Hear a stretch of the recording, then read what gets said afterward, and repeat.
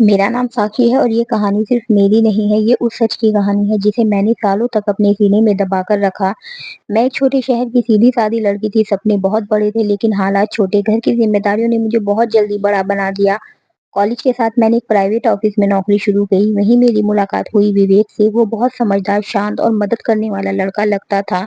धीरे-धीरे हमारी बात होने लगी। वो मेरी छोटी-छोटी बातों का ख्याल रखता, मेरी परेशानियां सुनता और मुझे लगा कि शायद पहली बार कोई मुझे सच में समझता है। मैं उससे प्यार करने लगी और उसने भी मुझसे शादी का वादा किया। मैंने उस पर आंख बंद करके भरोसा कर लिया।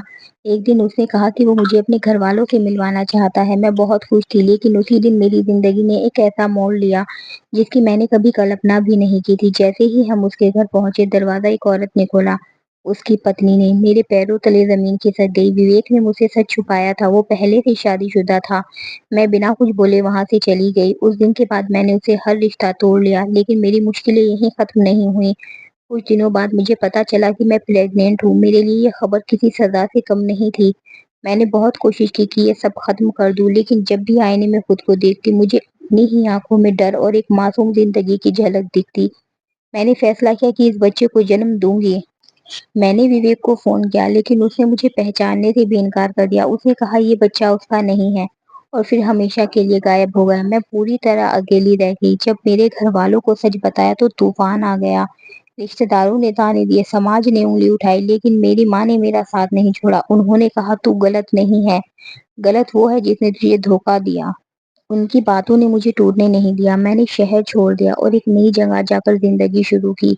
दिन में नौकरी और रात में पढ़ाई। हर दिन एक जंग जैसा था। 9 महीने बाद मैंने एक बेटे को जन्म दिया। मैंने उसका नाम रखा आर्यन। वो मेरी जिंदगी की सबसे बड़ी ताकत बन गया। मैंने उसके लिए सब कुछ सहा, समाज के ताने, अकेलापन, थकान, सब कुछ।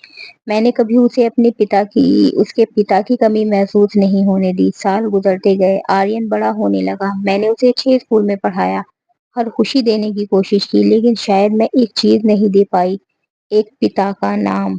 जैसे जैसे वो बड़ा हुआ, उसके सवाल भी बड़े होते गए।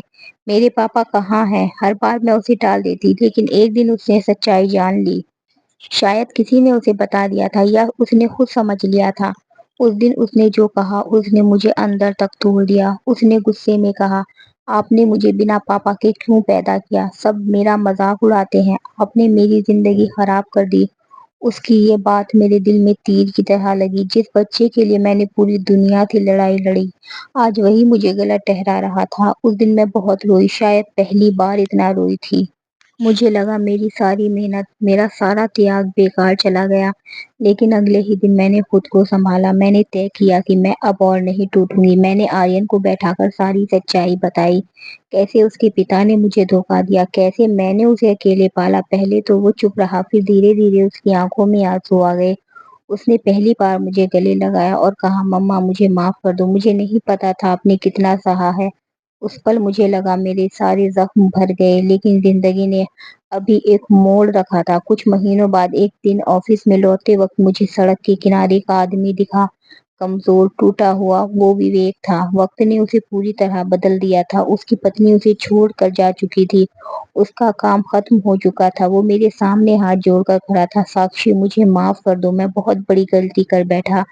मैंने उसकी तरफ देखा। अब उसके लिए मेरे दिल में न प्यार न नफरत, बस एक अजनबी जैसा एहसास था। मैंने शांत होकर कहा, जिस दिन मुझे तुम्हारी जरूरत थी उस दिन तुमने मुझे अकेला छोड़ दिया। आज मुझे तुम्हारी जरूरत नहीं है। और मैं वहां से चली गई। आज मेरा बेटा बड़ा हो चुका है। वो अब मेरी इज्जत करता है, समझता है। और मैं अब पहले वाली साक्षी नहीं हूँ। मैं अब कमजोर नहीं पड़ती। मैंने अपने दर्द को अपनी ताकत बना लिया है।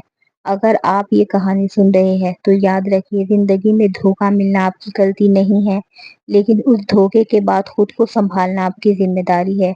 और एक औरत जब ठान ले तो वो अकेले पूरी दुनिया से लड़ सकती है। अगर आपकी भी कोई कहानी है तो मुझे जरूर बताएं।